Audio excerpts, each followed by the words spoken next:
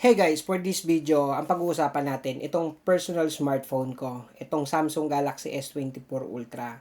By the way, kaya ako siya gustong gawa ng review kasi maraming nagtatanong if worth it pa bang bilhin ang Galaxy S24 today sa market. Alam naman natin na almost wala na kayong mabibiling brand new nito. For sure, more on mga second hand na lang, no, yung mabibili natin. Ngayon, ang tanong doon is kung worth it pa ba? Kaya mag-share ako sa inyo ng mga experience ko in feedback about this product. For almost 2.5 to 3 years ko na siyang ginagamit. Yep, medyo may katagalan ko na po itong gamit na smartphone na to. And kaya kung mapapansin ninyo, ayan siya, oh. Medyo may pagka-warrior na siya, no? Actually guys, likod lang naman yung medyo nito, laging napapansin. Sabi nila basag. Yung ibang mga nakakakilala sa akin, pag nakikita nila tong phone ko, sinasabihan niya nila na barag-barag na yan, di ba?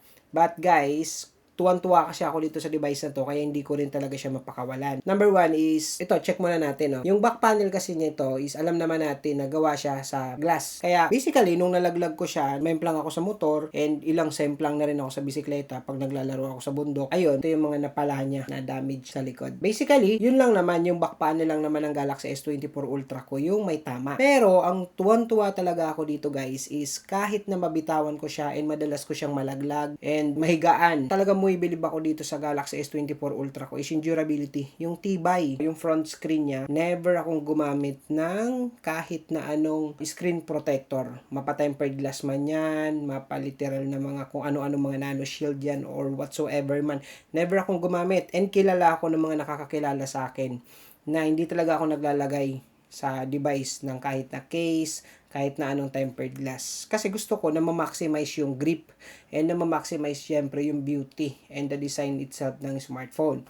Ngayon, ang maganda dito, yung front naman nito guys, kabaliktaran. Kasi kahit na ilang beses ko siyang nalaglag ng kahit na taob, patagilid, patayo, or whatsoever man nalaglag, never pong nabasag yung pinaka-screen niya sa front. Next naman na tuwang-tuwa ako and talagang sobrang happy ako and satisfied for this smartphone is the durability nung frame niya. Naka-titanium, medyo balagbag kumbaga tayo gumamit ng phone. Hindi talaga maiwasan. Nalalaglag ko, hindi maiwasan. Sumisemplang ako kapag naglalaro ako ng bike or minsan, yun nga, sad to say, pag nagmotor ako, ayun, may experience na rin ako ng semplang. And kasama ko tong Galaxy S24 Ultra ko doon. Ngayon guys, kahit na nalaglag na to ng patayo, dapa, pati haya, patagilid, ayan. Kahit na yung tumatama na sa kanya is ito, yung pinakakanto niya. Guys, tignan nyo naman kung gaano ka, yan, kaganda pa rin, oh. Oh, di ba? So, ganun. Para sa akin, ganun kaganda ang isang smartphone na naka-titanium ng frame. Ayan siya. Bukod sa durability, physically nitong smartphone na to, one of the advantage din talaga na na-appreciate ko sa kanya is never niya akong binitin sa performance. Never tong naglag sa akin si Galaxy S24 Ultra. Never. Ibig sabihin, kahit na anong application yung ilagay ko sa kanya, talagang hindi ako nabibitin sa performance. Na ma-maximize ko yung mga application na nilalagay ko. Though 256 lang tong gamit ko, actually medyo bitin na sa akin yung 256, pero still sobrang na-appreciate ko sa kanya yung performance. Kasi kahit na minsan talagang nagsi-0-0 na yung halos wala na talaga natitira sa storage ko, but still ang bilis pa rin talaga ng response niya. Bukod dun guys, one of the advantage as well na nagustuhan ko dito, syempre, is the S Pen. Ayan. So actually, this is the last smartphone of Samsung na merong feature yung S Pen niya na remote. Wherein, syempre, ayan nga, pinakagusto ko talaga dito. Ayan. So pag nilong press mo, mag-o-open na yung camera. Ayan. Yung mga ganon. Tapos pag double press mo, magsuswitch na yung camera niya. Sobrang na-appreciate ko sa part na to itong Galaxy S24 Ultra. Very useful sa akin tong feature na to, yung embedded S Pen niya na merong remote feature. Though alam ko naman na kaya inalis ni Samsung yung ganong feature kasi basically hindi naman siya ginagamit ng karamihan na user ng smartphone. Pero para sa akin na gumagamit ng ganong feature, it's very useful and that's the reason why bakit hindi ko rin talaga mapakawalan tong Galaxy S24 Ultra. Nagustuhan ko rin dito sa smartphone na to is the display na kahit saan ko siya dalhin, kahit na nagbubundok ako, kahit na pumunta ako sa mga, for example, sobrang tirik na araw na location, pag nagmumotor ako, pag nagbabike ako, kapag nanonood ako ng mga movies, nag-i-scroll ako, talagang yung display nito, sobrang na-appreciate ko kasi sobrang ganda, sobrang immersive, sobrang linaw. 2.5 to 3 years nitong Galaxy S24 Ultra. Sa dami ng mga smartphone na nagkaroon ng green line, Ito guys, never nagkaroon ng experience, and isa-isa yung pagmamalaki ko sa inyo, itong Galaxy S24 Ultra, wala ni isang dead pixel. Yun yung talaga natuwa ko dito. And syempre, the battery itself, for 2.5 to 3 years ko siyang ginagamit. Yung battery nito, sobrang tibay pa rin. What I mean, sobrang ganda pa rin ang performance ng battery niya. Kumbaga, never ako nabitin when it comes to battery nitong Galaxy S24 Ultra, kasi in a whole day, nagagamit ko siya in just a single of charge.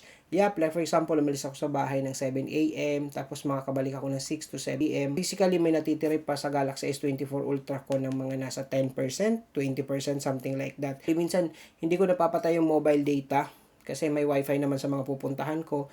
But still, ayun, matagal pa rin siyang malobat.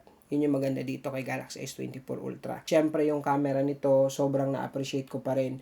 Ang ganda pa rin ng mga kuha niya, mapa-portrait man yan, mapa-photo, video. Kung ako tatanungin kung like for example, may pera akong pambili ngayon ng Galaxy S26 or S25, still, kung camera lang naman yung habol ko, basically hindi ako mag-upgrade. Kasi yung Galaxy S24 Ultra, para sa akin, wala pa akong bitin sa performance. Mapa-photo yan, mapa-video. Talagang sobrang ganda pa rin talaga ng performance ng Galaxy S24 Ultra. In summary, kung ako tatanungin nyo, if worth it ba ang Galaxy S24 Ultra, kung bibili kayo ng second hand, for me, yes. Okay? Sobrang worth it pa rin ang Galaxy S24 Ultra.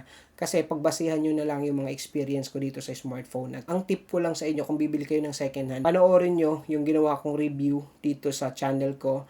Ito siya guys, ayan. Panoorin nyo yan kasi sobrang laking tulong yan kapag bibili kayo ng second hand ng smartphone. Alam naman natin na meron na si Samsung financing na sarili, Hindi natin kasi alam kung yung mabibili natin is under financing ba siya. So sayang naman yung pera natin kung basta na lang tayo bibili. Kaya kung kayo bibili guys, panoorin nyo muna itong ginawa kong review about sa pagbili ng second hand na smartphone ng Samsung para syempre maiwasan din na masayang yung pera ninyo. Yun lang for the Galaxy S24 Ultra feedback and experience from me na ginagamit siya for 2.5 to 3 years. That video is wala pong purpose na mag-promote ng S24 kasi alam naman natin wala na po siya. Para lang to sa reference ng mga gustong bumili ng second hand or kung gusto niyo yung malaman kung worth it pa ba tong smartphone na to this 2026. Alright, that's it guys for this video. Thank you so much. Feel free to comment down below sa comment section natin. Pwede kayong magbigay ng inyong feedback and request. Thank you so much for watching my videos. Thank you!